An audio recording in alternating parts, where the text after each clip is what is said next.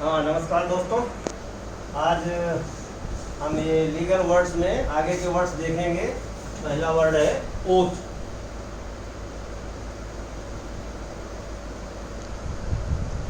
Oath मतलब शपथ। जब शपथ पर कोई बात कही जाती है, शपथ लेकर कोई बात कही जाती है तो उसको कहते हैं under oath. An act of swearing.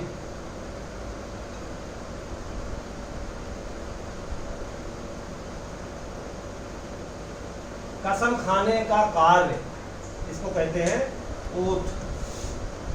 Oath of office and secrecy was taken by chief minister. इसका सेंटेंस बनाएंगे,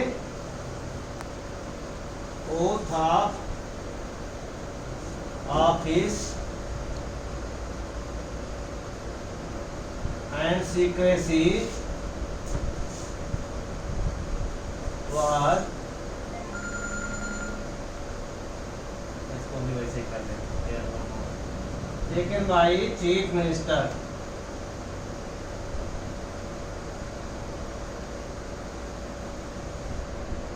आप देखते हैं जब मंत्री या मुख्यमंत्री या प्रधानमंत्री के साथ अन्य कोई मंत्री या even high court, supreme court जज, ये सब अपने पद की शपथ खाते हैं।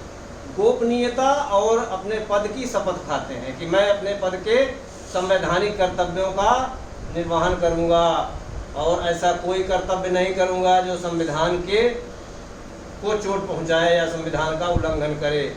और गोपनीयता की शपथ और खाते हैं। तो ऑफिस एंड सीक्रेसी, ये दो बार शपथ ली जाती है। मतलब एक ही शपथ में दो शपथ होती हैं, एक ऑफिस की और एक सीक्रेसी की, गोपनीयता बनाए रखने की। दूसरा सेंटेंस आप यूज कर सकते हैं, प्रेसिडेंट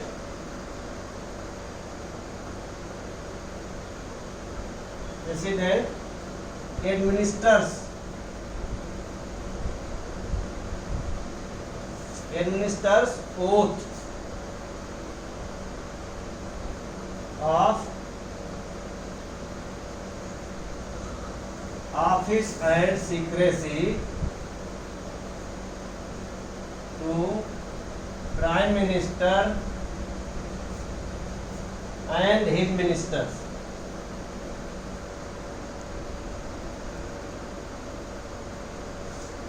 राष्ट्रपति प्रधानमंत्री को और उनके अन्य मंत्रियों को, जो कैबिनेट के मंत्री होते हैं, उनको क्या करता है? Oath of office and secrecy administer करता है, अर्थात शपथ उनको दिलाता है। राष्ट्रपति महोदय उनको शपथ दिलाते हैं।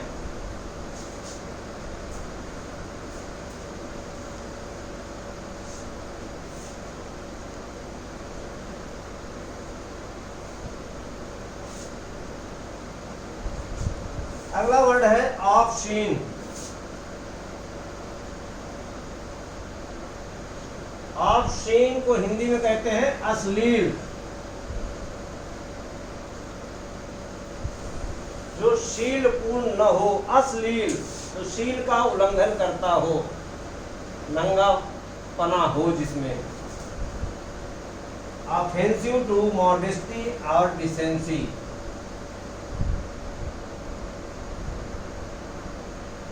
offensive to modesty or decency।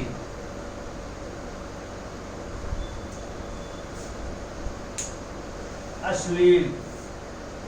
अब आपको पता होना चाहिए आईपीसी में धारा 292, 93, 94 ये ऐसी धाराएं हैं जो कि ऑब्स्सेनिटी से रिलेटेड है। अश्लील चीज़ों का प्रदर्शन, अश्लील साहित्य का तैयार करना, उसका वितरण करना, उनको इकट्ठा करना, अश्लील फोटो, अश्लील फिल्में, इन सब चीज़ों का संग्रह करना, बनाना, बेचना, दिखाना, प्रदर्शन, ये सारे कार्य दंडनीय बताए गए हैं। It is an offence, it is an offense, it is an offense to publish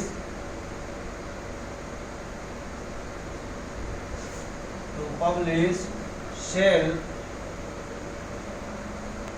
or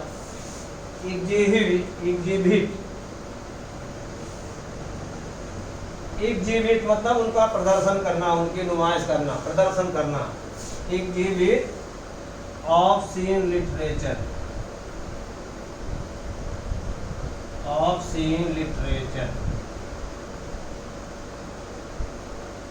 literature मतलब यहाँ कोई लेख से है, किसी किताब से, किसी पुस्तक या मैगजीन से जो अश्लीलता को बढ़ावा देने वाली हो, अश्लील प्रदर्शन कर रही हो, ऐसे किसी लिटरेचर का, ऐसे किसी फोटो का प्रदर्शन करना, पब्लिश करना, प्रकाशन करना या बेचना ऑफेंस है।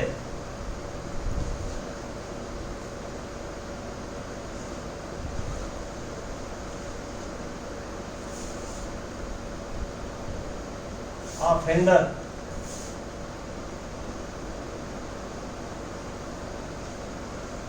जो अपराध करता है, जो ऑफेंड करता है, उसे ऑफेंडर कहते हैं। One who commits an offence,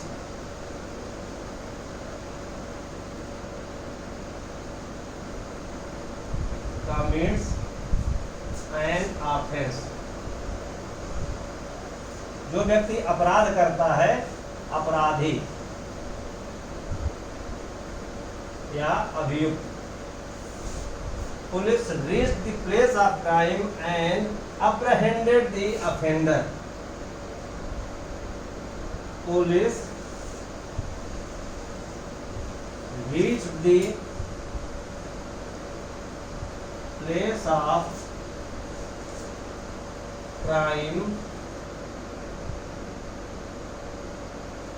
and apprehended the offender। इसका मतलब पुलिस अपराध के स्थान पर, जहां अपराध कमिट किया गया, वहां पर पुलिस पहुंच गई और क्या किया, ऑफेंडर को, अपराध करने वाले को, आपराधिक कृत्य करने वाले को अप्रहेंड कर लिया। अप्रहेंड मतलब अपने कब्जे में ले लिया, गिरफ्तार कर लिया, कस्टडी में ले लिया।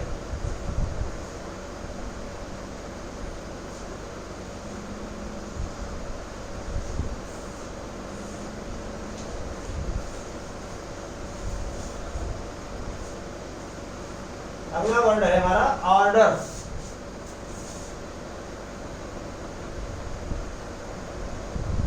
ऑर्डर, अब ऑर्डर माने आदेश होता है, और ऑर्डर माने नियम या शांति व्यवस्था भी होती है। सिविल प्रोसीजर कोड में ऑर्डर से नियम भी है। दो तरह के प्रावधान हैं, ऑर्डर और सेक्शंस, धाराएं हैं और कुछ ऑर्डर्स हैं। ऑर्डर्स में क्या है, प्रक्रिया है, और फिर ऑर्डर्स के अंतर्गत रूल्स है। तो एक तो ऑर्डर वो है जो सिविल प्रोसीजर कोड में ऑर्डर है, कानूनी प्रावधान है। एक ऑर्डर ये है जो अपना कोई बॉस अपने किसी मातहत को देता है, जाओ ये काम करो, ये काम करो, ऐसे करो, यहाँ करो, वहाँ जाओ, यहाँ लाओ, वो लाओ, ये सारे ऑर्डर। और एक ऑर्डर होता है law and order. Law and order कानून व्यवस्था, जैसे पुलिस की ड्यूटी है कानून व्यवस्था बनाए रखने की, मजिस्ट्रेट लॉ एंड ऑर्डर बनाने के लिए कोई व्यवस्था करते हैं, कोई आदेश देते हैं।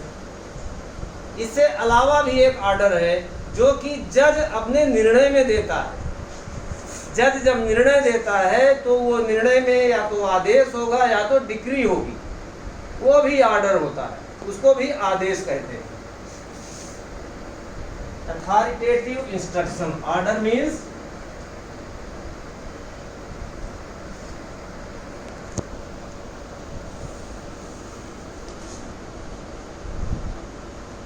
अथॉरिटेटिव इंस्ट्रक्शन, ऐसा कोई निर्देश जिसमें अथॉरिटी हो, प्राधिकार पूर्ण।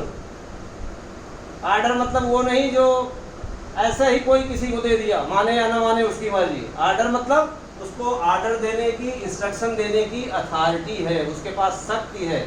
अगर वो ऑर्डर का पालन नहीं किया गया तो उसके विरुद्ध कार्रवाई भी कर सकता है। दूसरा मीनिंग है कमांड, और तीसरा मीनिंग है रूलिंग, जो मैंने बताया न्यायालय निर्णय देता है। Order of the court,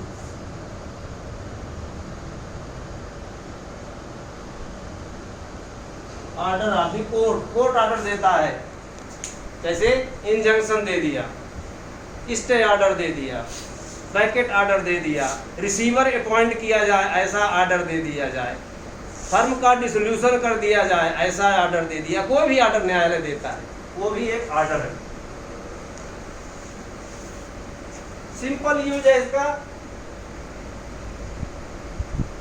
she gave him order,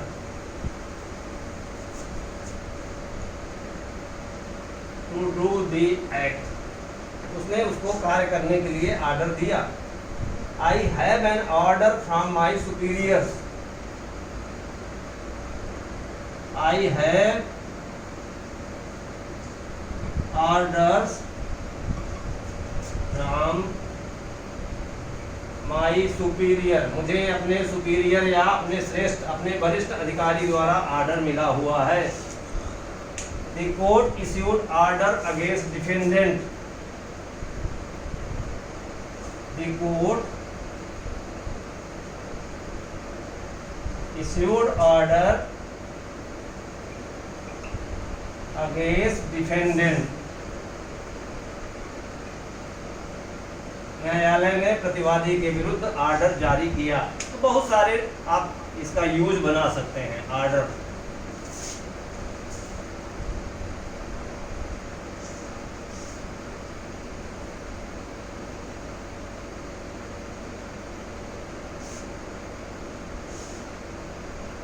ordinance,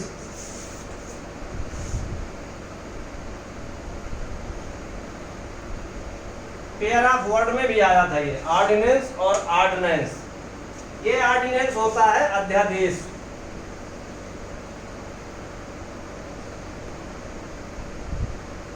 अध्यादेश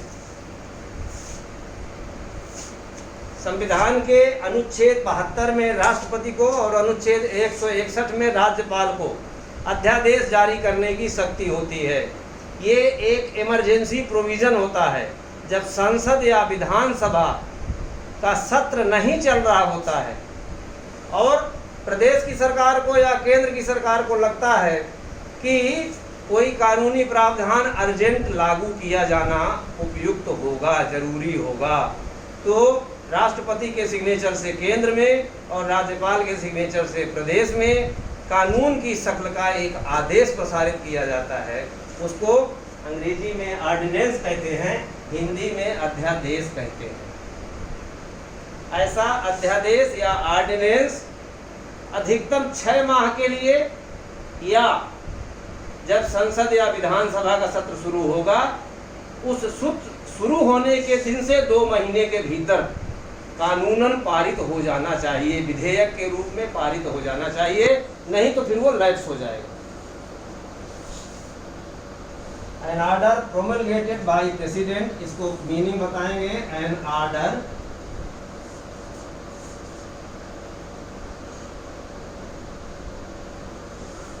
प्रोमलगेटेड, प्रोमलगेटेड क्या होता है? जारी किया जाना या अधिसूचित किया जाना। Promulgated by president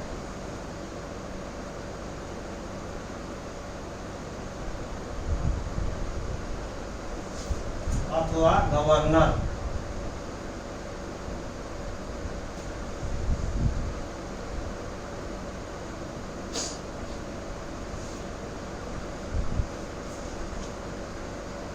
When the legislature is not in session,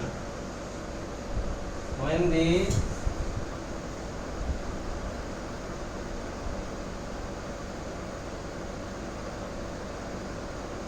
legislature is not in session, और यहाँ जब मैं लेजिस्लेचर लिखता हूँ तो संसद भी लेजिस्लेचर है, भले ही उसको पार्लियामेंट कहते हैं लेकिन मूलतः वो लेजिस्लेचर है, वो सेंट्रल लेजिस्लेचर है और स्टेट में स्टेट लेजिस्लेचर है। दोनों का काम कानून बनाना है। तो लेजिस्लेचर में संसद और राज्य की विधानसभा दोनों शामिल है। जब यह सत्र में नहीं होती तब राष्ट्रपति या राज्यपाल द्वारा जारी किया जाता है वो अध्यादेश। ये इसका मीनिंग है। An ordinance issued by President of India has the same effect as an act passed by Parliament. तो इसका use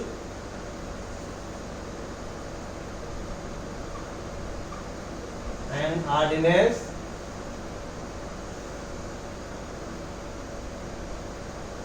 issued by president of India, Bharat के राष्ट्रपति द्वारा जारी किया गया अध्यादेश हैज दी सेम इफेक्ट, इसका वही प्रभाव है as that of an act passed by parliament.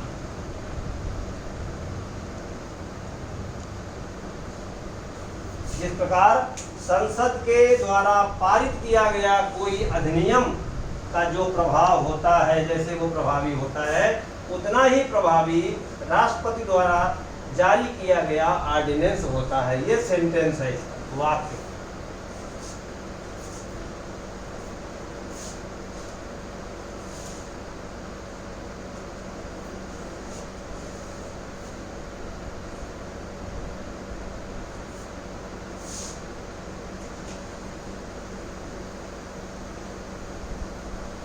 Over rule,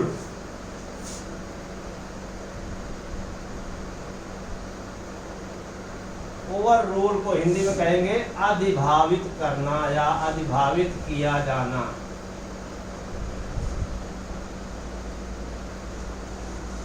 over rule का मतलब है वरिष्ठ अधिकारी द्वारा, वरिष्ठ अथॉरिटी द्वारा निचली अथॉरिटी, लोअर अथॉरिटी के निर्णय को, उसके आदेश को पलट देना, निरस्त कर देना, बदल देना, उसको ओवर रूल कहते हैं। हाई कोर्ट ने कोई निर्णय दिया, सुप्रीम कोर्ट ने बदल दिया, तो आप कह सकते हैं supreme court over rule the decision of high court.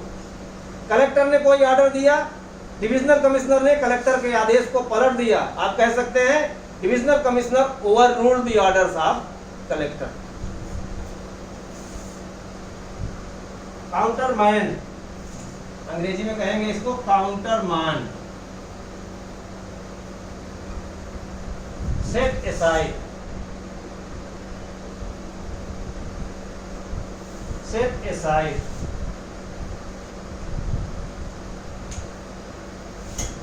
to set aside,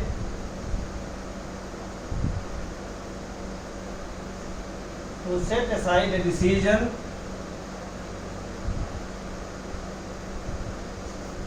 or ruling, ruling means निर्णय, made by someone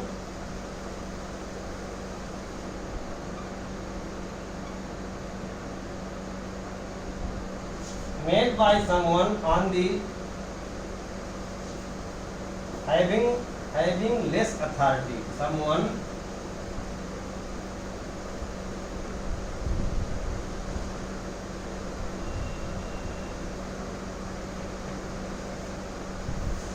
made by someone having less authority, मतलब उसके पास अथॉरिटी कम थी।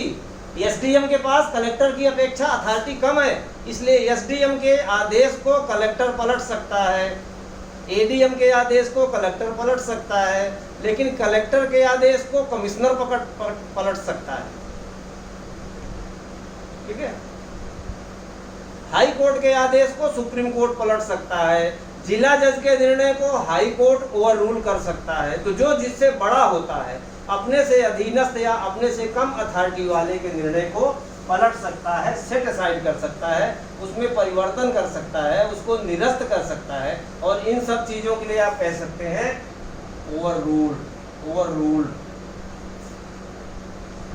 The supreme court can over rule its previous decision. अब supreme court भी अपने पूर्व के निर्णयों को पलट सकता है। द सुप्रीम कोर्ट कई बार करता है। The supreme court can over rule its previous decision.